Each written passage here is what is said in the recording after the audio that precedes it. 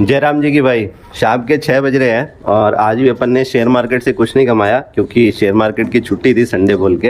हाँ, लेकिन हमेशा की तरह कुछ ना कुछ टॉपिक के बारे में अपन बात करते हैं जो लोग हमेशा कन्फ्यूजन क्रिएट करते हैं, जिनका टॉपिक हमेशा कन्फ्यूजन क्रिएट करता है, जिससे किसी को क्लैरिटी नहीं आती या इस तरीके के जो ट्वीट वगैरह बंदे करते हैं सोशल मीडिया पे।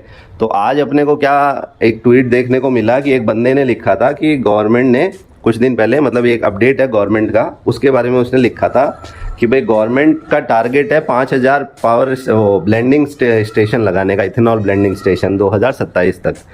तो उसने तो चलो ठीक है एक अपडेट दे दिया सबको पढ़ने के लिए, लेकिन उसने एक साथ में बात लिखी कि भाई शुगर और ऑटोमोबाइल सेक्टर चल सकता है क्या। तो ये यहाँ तक तो उसका पोस्ट ठीक था क्योंकि उसने रिसर्च करने के लिए 2 सेक्टर दे दिए कि भाई ये दोनों चल सकते हैं क्या, आप अपनी अपनी स्टडी कर लो आगे बोल के ऐसा। लेकिन मज़ेदार चीज़ क्या थी कि भाई बाकी जो बंदे और थे जो सोशल मीडिया के इन्फ्लुएंसर थे, उन्होंने उस पोस्ट को यूज़ कर करके क्या चीज़ें लिखनी शुरू कर दी कि एक बंदे ने तो अपनी पोस्ट में क्या लिख दिया कि भाई जो कार स्क्रैप वाली जो डीलिंग करती है कंपनियां, उनके शेयर चलने वाले हैं। तो भाई सिर्फ इस न्यूज़ के आधार पे कोई कंपनी का शेयर थोड़ी चल जाता है, पहली बात तो ये।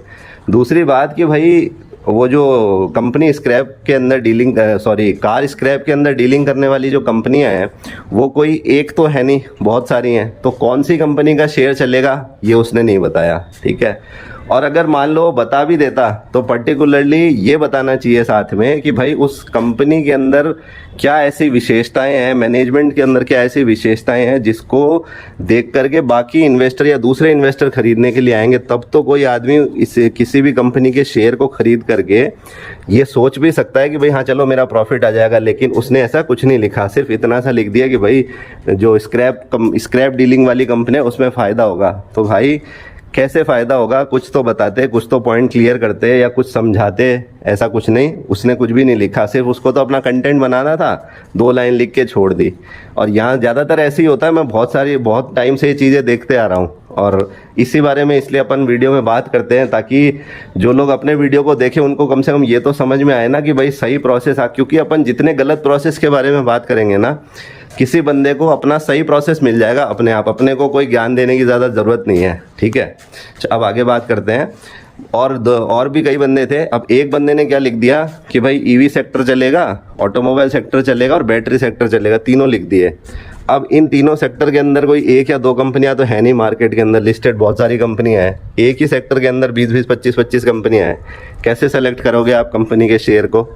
सिर्फ इस न्यूज़ के आधार पे पहली बात तो चलता नहीं जब तक दूसरे लोग खरीदने नहीं आएंगे शेयर को, ये तो सिंपल सी बात है जो मैं हमेशा बोलता हूँ।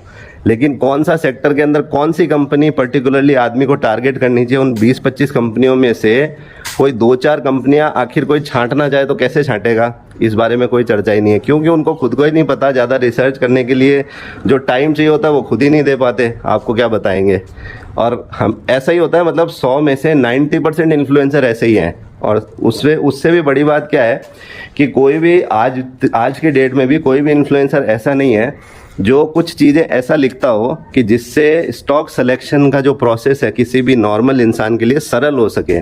ऐसा कोई नहीं लिखता, ठीक है। और वो भी खासकर हिंदी में कि भाई कोई 10-20-50 हज़ार लगाने वाले बंदे को एक प्रोसेस जो है सेलेक्ट करने का वो कम से कम थोड़ा आसान हो जाए, इस बारे में कोई ना तो वीडियो बनाता है ना कोई सोशल मीडिया पे पोस्ट करता है। खाली कंटेंट बनाने के लिए चीज़ें लिख देते हैं कि भाई ये न्यूज़ आई है, इस शेयर को फ़ायदा होगा, इस सेक्टर को फ़ायदा होगा। बेचारा पैसे लगाने वाला मतलब लगाने से ज़्यादा तो कंफ्यूज रहता है कि यार खरीदूं कि नहीं खरीदूं।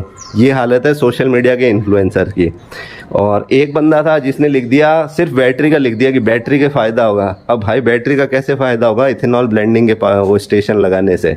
इथेनॉल ब्लेंडिंग के जब स्टेशन लगेंगे तो कंपनियों का फ़ायदा उनका होगा जो उन कंपनियों में वो इथेनॉल ब्लेंड कर रही होगी उनका। और उनमें से भी कौन सी कंपनी ऐसी है जिनका मैनेजमेंट बहुत अच्छा है, एफिशिएंट है, इस बारे में इस चीज़ को सेलेक्ट करने में या उस मैनेजमेंट के कंपनी के मैनेजमेंट के बारे में बात करने का कोई टॉपिक अभी तक तो मेरे सामने आया नहीं। अभी कुछ दिन पहले की न्यूज़ है, लेकिन अभी तक तो कोई भी बंदा इस बारे में कोई चर्चा नहीं कर रहा, ना कोई किसी ने कोई रिसर्च करके इस बारे में कोई चीज़ बनाई हो, टॉपिक बनाया हो या वीडियो बनाया हो, ऐसा कोई अभी तक तो है नहीं। तो हर आदमी के लिए जो शेयर मार्केट में आता है सबसे पहला जो प्रोसेस है स्टॉक सिलेक्शन का, उसको ही सोशल मीडिया के इन्फ्लुएंसर ने इतना ज़्यादा कंफ्यूज किया हुआ है कि स्टॉक सेलेक्ट तो वो कर नहीं पाता, उसको कंफ्यूज ज़रूर कर देते हैं। और कंपनियों के मान लो किसी ने नाम लिख दिए तो नाम कितने लिखेंगे, 10-15 कंपनियों के नाम एक साथ लिख देंगे। अब जिसके पास में 1-2 लाख रुपए, वो क्या 10-15 कंपनियों में कैसे पैसे लगाएगा।